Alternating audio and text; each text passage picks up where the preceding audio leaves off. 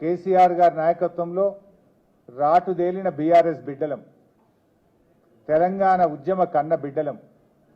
ఉద్యమాలు పోరాటాలు మాకు కొత్త కాదు, అక్రమ కేసులు అంతకంటే కొత్త కాదు, అరెస్టులు అనేటివి మాకు కొత్త కాదు.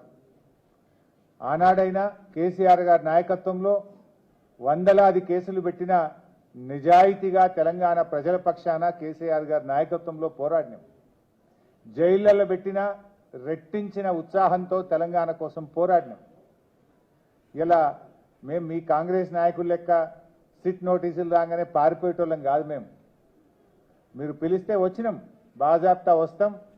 మీరు ఎన్ని ప్రశ్నలు అడిగినా సమాధానాలు చెప్తాం.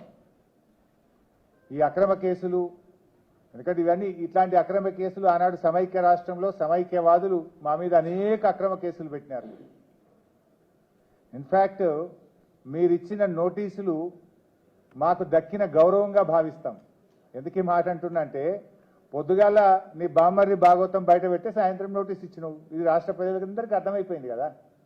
అంటే నువ్వు నీ భాగవతాన్ని బయటపడకుండా, ప్రజల్లో పడకుండా అటెన్షన్ డైవర్షన్ కోసం నువ్వు నోటీస్ ఇచ్చినావు.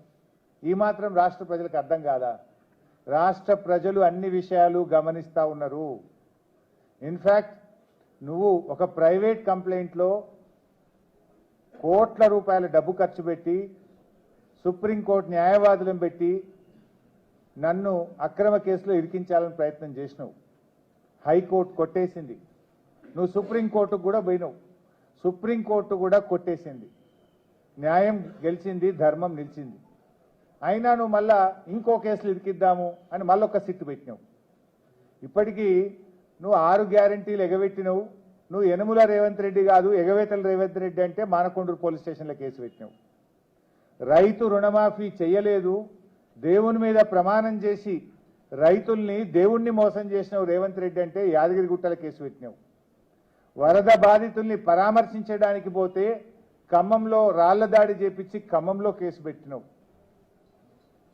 ఎవరో ట్వీట్ చేసిందని చెప్పి నా మీద హైదరాబాద్లో పోలీస్ స్టేషన్లో కేసు పెట్టించినావు.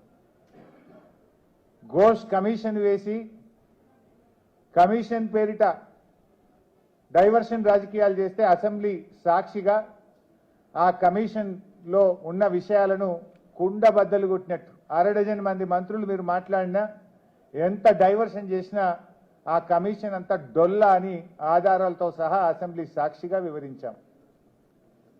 నిన్న నీ బామ్మర్ది బొగ్గు కుంభకోణం బయట పెట్టంగానే సాయంత్రం మళ్ళొక సిట్ నోటీస్ పంపినావు. ఇది రాష్ట్ర ప్రజలు గమనిస్తున్నారు.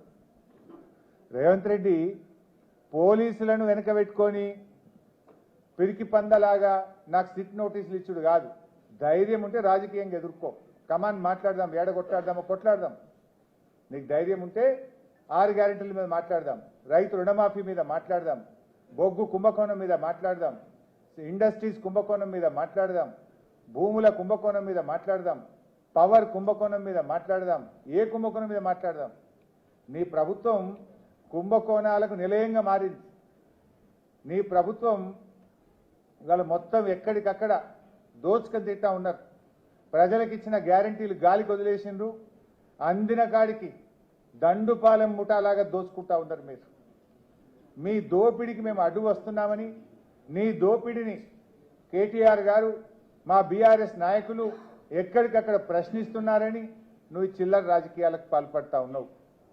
నువ్వు ఎన్ని కుట్రలు పన్నినా, నువ్వు ఎన్ని కేసులు పెట్టినా, నువ్వు ఎన్ని నోటీసులు ఇచ్చినా బీఆర్ఎస్ గొంతులు సింహంలాగా గర్జిస్తూనే ఉంటాయి. నిన్ను అడుగడుగునా తెలంగాణ ప్రజల పక్షాన ప్రశ్నిస్తూనే ఉంటాయి. ఎక్కడ కూడా వెనకడుగు వేసే ప్రశ్నే లేదు. నువ్వు రేపు ప్రజాకోర్టులో సమాధానాలు చెప్పాలి.